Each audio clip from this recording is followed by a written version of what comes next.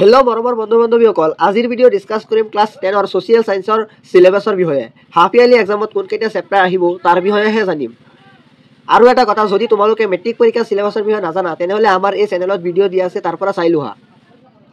এতিয়া আমি half yearly এক্সামত আহিবলগীয়া চেপ্টাৰৰ বিষয়েহে জানিম। ছ'চিয়েল ছায়েন্সৰ থিয়ৰী এক্সামটো 90 মাৰ্কছৰ হয় আৰু তাত 3 ঘণ্টা সময় থাকে। 10 মাৰ্কছ ইণ্টাৰনেল এছেছমেণ্ট। যিসকল অসমীয়া মাধ্যমৰ তোমালোকে চেপ্টাৰখিনি দাগ দি লৈ লোৱা। ছেকশ্যন 1ত আছে হিষ্টৰী।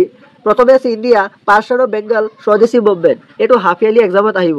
দ্বিতীয়তে আছে rise of Gandhi era and his role in freedom movement. এইটো হাফ ইয়াৰলি এক্সামত আহিব।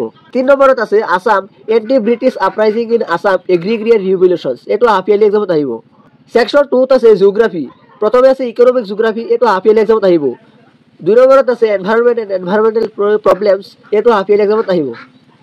ছেকশ্যন 3ত political science and economics. Part political science. প্ৰথমে আছে ইণ্ডিয়ান ডেম'ক্ৰেচি। এইটো হাফ ইয়াৰলি এক্সামত আহিব। Part 2 economics. ইয়াত প্ৰথমে আছে মানি এণ্ড বেংকিং। এইটো হাফ ইয়াৰলি এক্সামত আহিব। ইয়াই হ'ল টোটেল 90 মাৰ্কছ আৰু 10 মাৰ্ক ইণ্টাৰনেল এছেছমেণ্ট।